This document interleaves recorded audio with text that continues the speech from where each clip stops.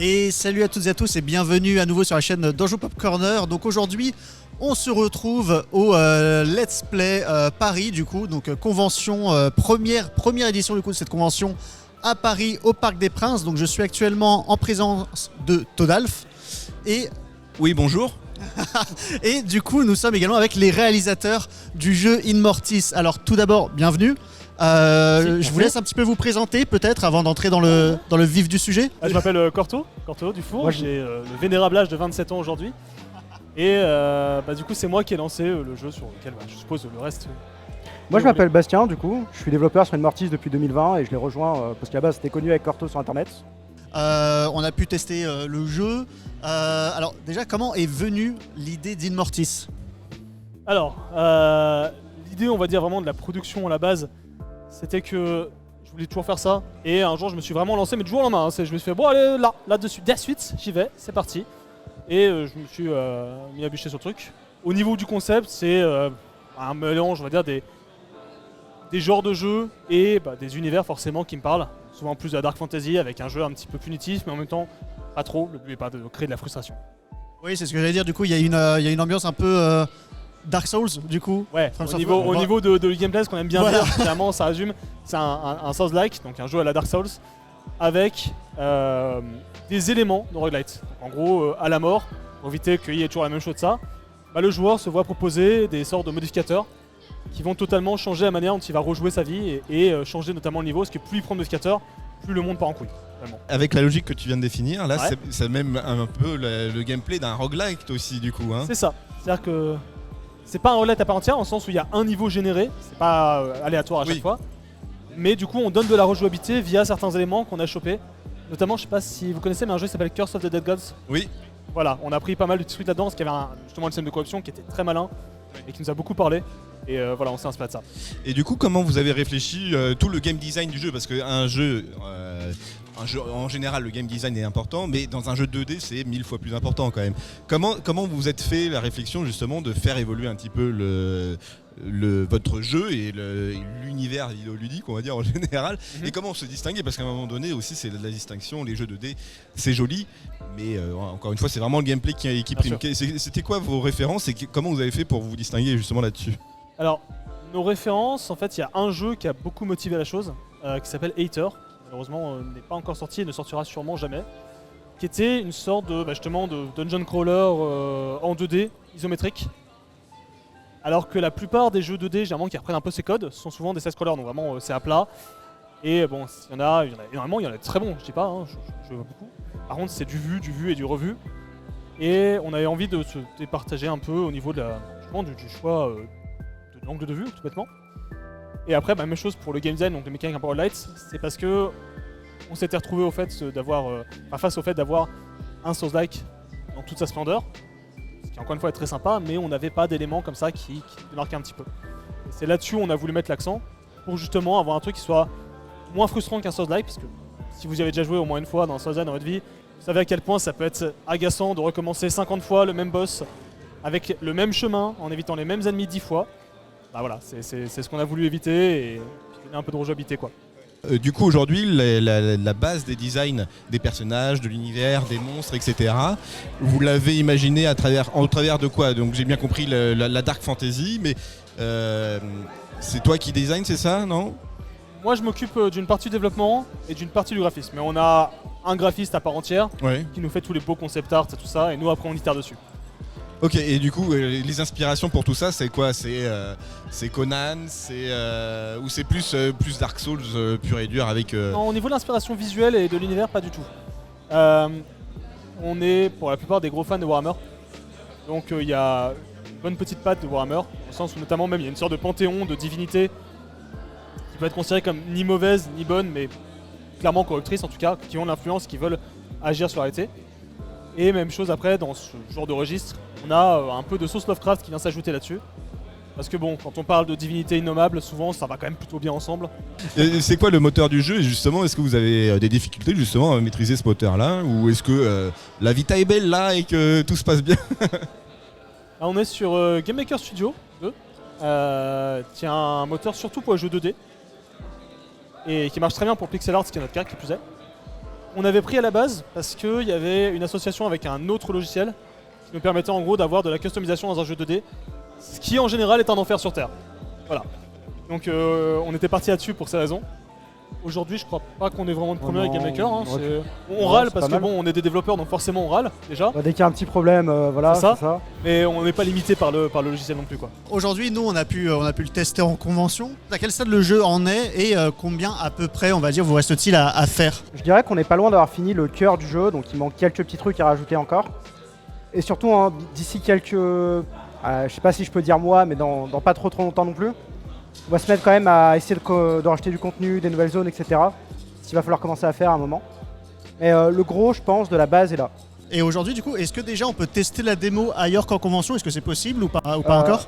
Elle est disponible sur Discord, donc vous pouvez venir sur le Discord, on vous la donne. Sinon, elle est sur GameJolt, vous cherchez Peking Crow ou Inmortis, vous devriez la trouver. Donc à ce moment-là, pourquoi pas regarder du coup le lien en description, les liens qu'on vous met. Voilà, si vous voulez tester du coup dès à présent Inmortis. Nous, encore une fois, on a pu le tester et je veux dire qu'on s'est pas mal à la fois éclaté et fait éclater, je pense qu'on peut le dire. Oui, c'est vrai. Voilà. Non, mais moi j'ai bien kiffé le gameplay, j'ai bien kiffé aussi. Mais en fait, c'est encore une fois, c'est un jeu 2D, donc du coup, forcément, tout le design et la DA de ce jeu-là est quand même très beau, même si c'est de la dark fantasy. Donc le but du jeu, c'est de la beauté un peu subjective, on va dire, quoi. C'est ça. Mais c'était vraiment trop cool et les monstres, ils sont trop bien. J'ai une autre question, du coup, aujourd'hui, cette activité-là de développement de jeux vidéo, c'est une activité qui est à part où vous avez créé cette boîte-là et vous travaillez exclusivement sur ce jeu-là et c'est votre source de revenus principale ou pas? Alors, j'ai commencé le jeu en tant qu'étudiant. Donc, au début, c'était à part. Après, j'ai eu un boulot à côté. Et là, ça doit faire bientôt 1 an que je suis temps plein dessus. Bon, le problème, c'est qu'on gagne pas encore de revenus avec la boîte parce que le truc, c'est qu'on est en train justement de proposer jeux à des éditeurs, à des business angels, enfin à n'importe quelle source de revenus potentiels pour justement nous permettre de nous lancer sur une production avec une base solide, une base saine. Et du coup, pour la plupart, on est quand même déjà à fond dessus. Il y a quelques personnes qui sont à temps partiel. Et on essaie de faire un peu de freelance à côté, simplement pour pouvoir tenir le coup le temps que. Mais voilà, a priori, c'est du. Ouais, non, mais c'est sûr, c'est sûr. Et c'est une boîte à part. Non, mais c'est ça, oui, forcément, c'est une boîte à part. Mais du coup, vous laissez quand même un peu le temps de rechercher tous ces éditeurs-là. Vous avez vraiment besoin de l'éditeur comme on va dire, comme source au final de revenus? Ou est-ce que vous partez du principe qu'au bout d'un moment, en tant qu'indep ou en tant que jeu indé, vous avez peut-être la capacité aussi à un moment donné. Est-ce que vous voulez pas tenter le coup aussi à un moment donné de tester le jeu, de le diffuser à votre manière dans des plateformes connues comme Steam, comme GOG, comme etc. En fait, on parle là-dessus actuellement, le temps que. Dans l'idée, c'est que tant qu'on n'a pas d'éditeur, ce qu'on va faire, nous, c'est qu'on va faire du freelance. On va se servir de ce qu'on gagne en freelance en partie pour financer le jeu. Et du coup, on va essayer de faire notre propre com, d'engager des gens qui vont pouvoir nous aider là-dessus. Et après, surtout qu'on a déjà un accès à Patch Team, c'est juste qu'on n'a pas encore vraiment release de jeu dessus. Après, voilà, faire une release, faire les choses bien. Forcément, le problème, c'est que même si ça peut marcher, ce sera beaucoup plus lent et beaucoup plus fatigant pour nous. Ah bah c'est sûr, mais après derrière. Mais on peut toujours espérer parce qu'il y a plein de jeux indés qui ont très très bien marché parce que justement ils peuvent se distinguer par leur DA, par leur gameplay. Je parle, je sais pas moi, Undertale ou des trucs comme ça. Et forcément c'est pas le même style qu'Undertale, mais dans l'idée il y a moyen de se distinguer aussi dans ce genre de jeu, et je sais que la Dark Fantasy est un genre qui est très prisé aussi, et surtout dans des jeux, parce que c'est un jeu 2D à la Dead Cell ou des trucs comme ça, donc du coup ça aguiche encore pas mal ce type de jeu là, donc dans l'idée je pense qu'il n'y a pas... Ça se tente, moi je dis ça se tente. Clairement, hein. C'est notre objectif à long terme si jamais... Et vous avez d'autres idées justement, là même si le jeu n'est pas encore sorti, de soit d'étendre ce jeu-là avec des extensions, avec des trucs comme ça, ou est-ce que vous avez d'autres idées de carrément d'autres jeux quoi? Alors, au niveau de ce jeu-là, on avait pas mal réfléchi, parce que forcément on a pas mal d'éléments roguelite. On n'a pas du tout envie que le jeu soit un roguelike, parce que c'est pas ce qu'on vise, complètement. Hein. Par contre, on avait quand même envisagé dans le futur, peut-être dans un petit DLC qu'on ferait à part, de mettre un mode vraiment full roguelite, où là il y aurait tous les codes du roguelike appliqués à la lettre, étant donné qu'on a déjà quand même une bonne base qui permettrait de faire ça relativement sans trop de problèmes, je pense. Et dans un futur, on va dire plutôt lointain, on a déjà quelques pistes sur certains jeux, On a quelques personnes, moi compris, qui aimeraient bien partir sur de la tactique, notamment. Bah, après, les jeux tactiques, c'est pas le plus simple quand même en termes de développement et en termes de gameplay surtout en fait. Mais, mais ça peut être marrant parce qu'en vrai, en Dark Fantasy, si tu veux rester si vous voulez rester dans un domaine un peu Dark Fantasy, je crois que ça n'existe pas des jeux tactiques en Dark Fantasy. En vrai, hein, J'en ai pas en tête en tout cas. Bah, ça peut être une niche et ça peut être super intéressant quoi. Aujourd'hui, enfin plutôt, vous espérez que le jeu sorte en Greenlight à peu près quand? Est-ce que vous avez une date en tête? Ou pas tout de suite quoi. Je vais me contenter de répondre oui. Et D'accord. point. Parce que en fait, ça dépendra de tellement de facteurs que je préfère ne pas annoncer une date Ouais. comme ça au hasard. Oui, mais là, comme il y a une démo dans l'idée, ça peut une démo qui a l'air d'être plutôt stable. Hein. Oui. Je crois que sur Steam, une page peut être créée en mettant en avant une démo et en le faisant le greenlightant quoi. Bien sûr. Après, généralement, quand on lance la page Steam, il vaut mieux avoir un contenu un peu plus important parce que là, on doit avoir 1h30 de jeu vraiment intégré. Oh, c'est déjà pas mal. Sauf Hein. que sur la 1h30, il y en a que 30 minutes qui sont agréables et le reste, c'est vraiment genre, c'est mal équilibré, c'est mauvais level design. Enfin, il y a beaucoup de choses à refaire et ce serait pas acceptable, du moins pour nous en tout cas dans l'idée, de présenter ça tel quel sur Steam. Et justement, alors du coup, parce que là tu pars du principe qu'il y a des niveaux et des parties du jeu qui ne sont pas équilibrées, etc. Comment vous faites justement pour avoir des retours sur ce jeu-là? Je sais que le jeu est disponible sur Discord. Est-ce que vous emmagasinez suffisamment de retours d'utilisateurs, retours d'expérience de jeu, pour justement faire évoluer le jeu sur des points que vous n'avez pas forcément vus? Bah, je dirais 3 grandes sources à ce niveau-là. Les proches, forcément, on a toujours des gens autour de nous qui sont chauds à l'idée de tester, qui vont dépanner en passant 1 heure ou 2 à trouver le moindre bug, surtout qu'il y a des gens souvent qui sont particulièrement motivés à ce là. À côté, il va y avoir simplement les tests en ligne. Quand on présente les jeux sur certaines plateformes, quand parfois on va sur un réseau social, qu'on dit voilà, on a une nouvelle démo.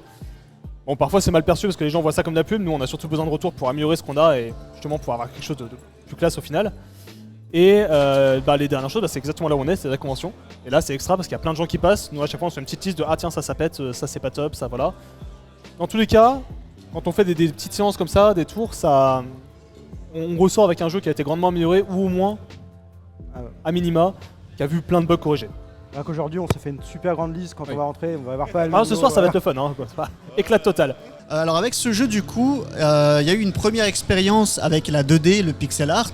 Est-ce que du coup l'idée serait de continuer ou bien d'explorer d'autres univers en termes de graphisme S'il y a un truc sur lequel on est tous d'accord, je crois qu'on avait fait un petit talk là-dessus, c'était que prochain jeu on voulait faire de la 3D. Alors, moi personnellement j'adore le pixel art, je pense qu'on est tous pas mal à fond sur le pixel art, peut-être pas vraiment des passionnés j'irais dire pour tous, mais on a au moins un certain affect. Mais clairement on a envie de tester autre chose. C'était notre premier jeu, on a fait ça comme ça pour plusieurs raisons et pour la suite on n'a pas envie vraiment de s'enfermer dans un style, on a envie d'explorer un peu le reste et peut-être à terme après se spécialiser dans quelque chose, mais voilà, on profite du fait qu'on est encore au début de la boîte, au début de notre carrière tout bêtement, hein, donc voilà, on découvre. Ça fait maintenant plusieurs années que le jeu a démarré. Est-ce que c'est aussi amusant que de jouer, de créer un jeu finalement? Et est-ce que cet amusement finalement est encore là aujourd'hui? Pour moi oui. Pour moi, oui. Il y a toujours des moments fun, des petits moments marrants où il Ouais. s'arrive des conneries. À chaque fois, ça relance un petit peu l'intérêt. Après, inversement, parfois il y a des trucs qui sont extrêmement chiants à faire. Comme tout métier, j'ai envie de dire après. Hein. Heureusement, je connais beaucoup de gens qui m'ont parlé de la fameuse lassitude du jeu que tu as vu et revu et que tu ne veux plus jamais voir de ta vie. Moi, j'en suis pas là. Je suis celui qui est sur le projet depuis plus longtemps. Pour l'instant, apparemment, personne n'est encore dans ce cas-là. J'espère qu'on arrivera à finir le jeu sans avoir ce syndrome. Parce que bon, ça va pas être super agréable a priori. Non, c'est sûr. Mais, mais au moins- non, c'est toujours fun de pouvoir tester son jeu en fait, parce que au final, on joue pour tester. Même si on connaît le jeu par cœur, ça reste quand même relativement plus divertissant que beaucoup de moyens de tester des choses, quoi. Quelle sensation ça vous fait de aujourd'hui faire tester directement en direct et d'avoir les retours du coup immédiatement auprès de futurs joueurs en fait? C'est super de voir les gens qui arrivent, qui jouent, ils repartent, ils sont contents. Il y a même des personnes qui n'ont jamais joué, qui n'ont pas beaucoup joué, qui arrivent, sont contentes de jouer un petit peu. Ça rassure aussi sur le fait qu'on fait pas ça pour rien, qu'il y a des gens qui vont apprécier le jeu plus tard. En plus, quand on voit le monde que vous avez depuis ce matin, on va pas se mentir, hein, vos chaises sont remplies depuis ce matin. Ça fait plaisir, hein. On Il y a s'attendait pas à autant de succès. Il y a un Ah. public qui vous attend. Parce que bon, vous du coup, vous le voyez pas, hein, bien sûr, sur YouTube. Il y a 3 posts qui sont remplis depuis ce matin. Donc franchement, foncez, testez-le quoi en fait. Simplement, testez-le. Non mais en tout cas on peut vous souhaiter que le meilleur hein. Bah, merci. Est-ce qu'on mettrait pas le Discord en description hein Vous cliquez sur le lien. T'as vu, j'ai des codes de youtubeurs incroyables. En tout cas, merci beaucoup d'être venu nous passer de nous voir. Merci de nous avoir reçus surtout. Comme vous serez des stars, j'espère que vous vous souviendrez de nous. Et De même, hein, j'ai envie de dire après. Et si jamais, bien sûr, on a des éditeurs qui nous regardent, bah éditez, voilà. Hein, tout simplement, réfléchissez pas. C'est tout en fait. allô Ubisoft. Et là, les gars. Allô, n'hésitez pas, allez. Bon, en tout cas, du coup, merci encore, merci pour le jeu également. Et puis, comme l'a dit Todalf, bonne chance pour la suite et on espère avoir de vos nouvelles très bientôt. Ah, merci. Au revoir. Ciao.